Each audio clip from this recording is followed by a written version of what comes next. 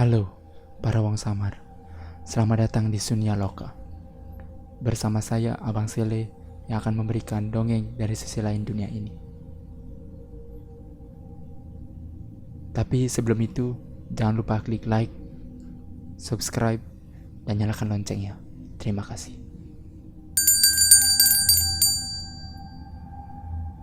Ini adalah seri kedua dari cerita rumah sakit.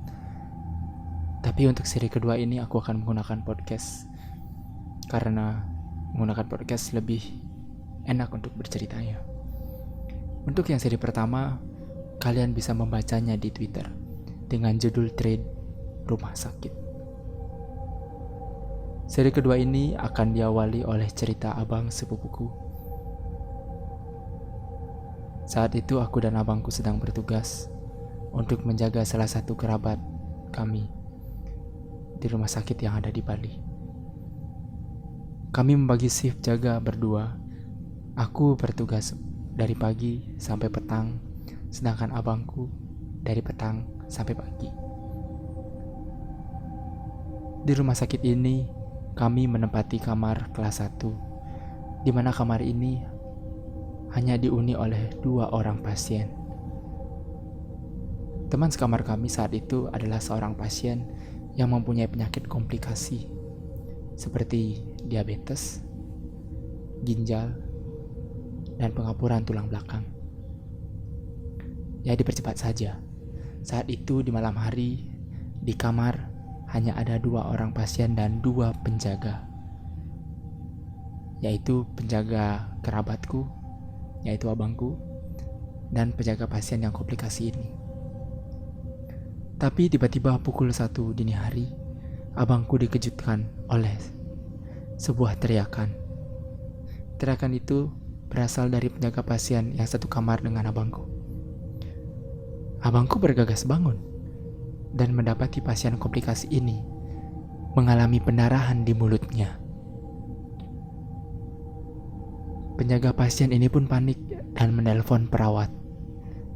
Abangku langsung mengambil tisu lalu berusaha mengelap mulut pasien tersebut. Darah berceceran sampai kasur, bantal, dan lantai berwarna merah. Perawat pun datang membawa perban dan beberapa cairan untuk menghentikan pendarahan tersebut. Namun tetap saja darah mengucur keluar.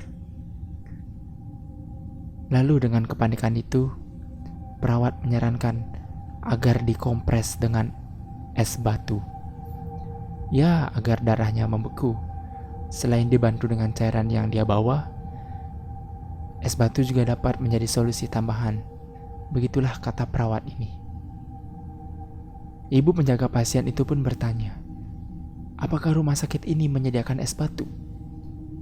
Perawat itu hanya menggelengkan kepalanya. Tapi saat membersihkan darah di mulut pasien itu, perawat ini memberikan saran agar salah satu dari penjaga kamar ini untuk pergi menuju ke koperasi yang 24 jam. Abangku dan ibu penjaga pasien ini pun saling memandang satu sama lain.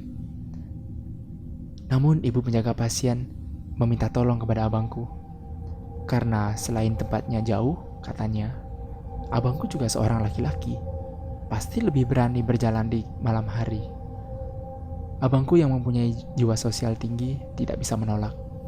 Akhirnya ia mengiyakan permohonan itu dan mengambil jaketnya.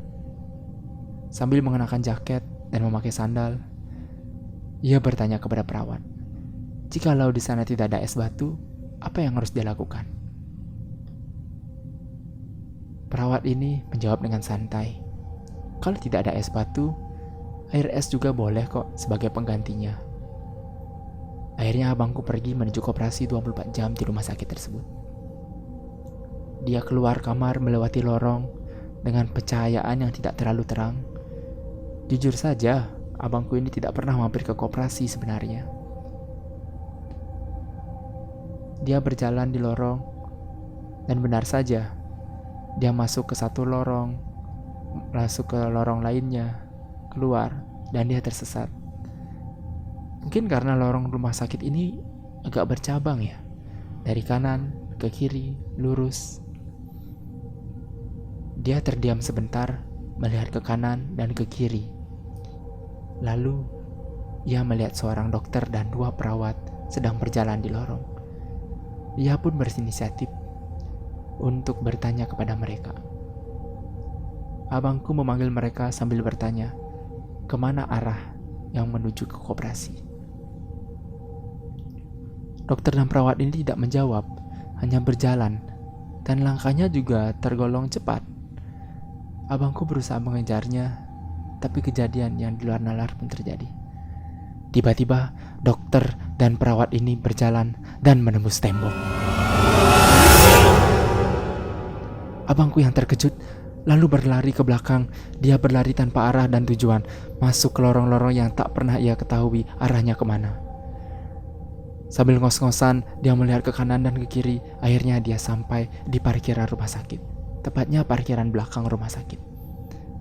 Dengan napas ngos-ngosan, ia mencoba melihat sekitar, berharap ada petunjuk ke arah koperasi. Ia mencoba memutari lapangan parkir, lalu berjalan di pinggir jalan menuju ke bagian depan rumah sakit, berharap mendapatkan petunjuk. Tapi saat dia berjalan dan menoleh ke kiri, terlihat di seberang pintu keluar ada tulisan koperasi. Untuk koperasinya akan saya sensor, tidak akan saya katakan apa nama koperasinya. Abangku bergegas ke sana untuk mencari es batu. Saat sampai di koperasi, dia langsung bertanya kepada kasir, apakah koperasi di sini menyediakan es batu? Kasir itu menjawab tidak, tapi kasir itu menyarankan untuk mengambil air dingin di kulkas yang paling bawah. Saat itu abangku langsung menuju kulkas dan mengambil air dingin di sana. Ia kembali ke kasir lalu membayar dan pergi meninggalkan koperasi menuju ke kamar. Di perjalanan balik, ia berniat melewati jalan masuk yang biasa ia lewati pada saat datang untuk berkunjung ke kerabatku. Tapi saat dia masuk ke sebuah lorong yang biasa ia lewati, ternyata pintunya terkunci. Abangku heran, kenapa bisa pintu ini terkunci? Sambil celingak-celinguk, tiba-tiba ada seorang perawat yang bertanya kepadanya. Perawat ini bertanya, kenapa abangku berdiri di depan pintu ini? Lalu abangku menjelaskan kalau dia sebenarnya datang dari koperasi, tapi saat ingin balik ke kamar, melewati pintu ini. Ternyata ini dikunci.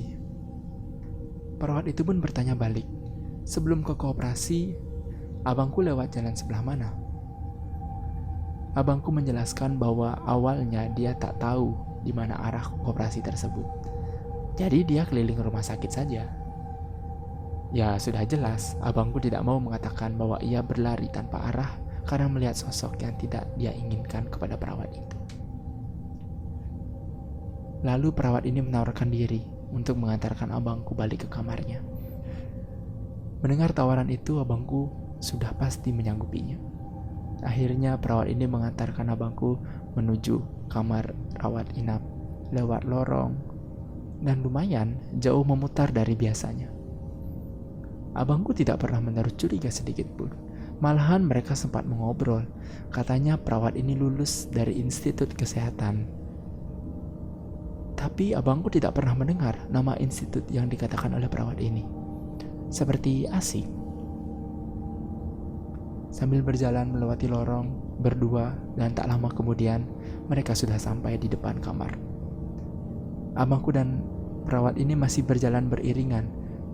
Saat sudah sampai di depan pintu kamar, perawat ini berhenti dan abangku mencoba membuka pintu kamar. Abangku pun masuk ke dalam kamar. Tapi saat badannya berada di pintu, abang menoleh ke belakang, tepat ke arah perawat ini berdiri, berniat untuk mengucapkan terima kasih. Tapi saat berbalik, perawat ini sudah tidak ada.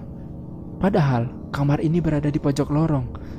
Lalu abangku yang kaget tidak mau membuat seisi ruangan panik. Jadi dia berkata ke arah lorong yang kosong.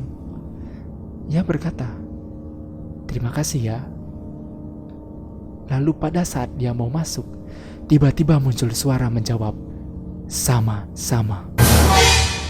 Suara itu bukan dari lorong yang jauh, tapi tepat dari sebelah telinga abangku.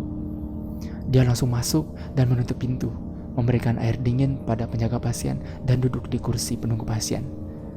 Ya, cukup lama untuknya mengembalikan pikirannya agar menjadi positif kembali. Abang tetap terjaga sampai pukul 7 pagi.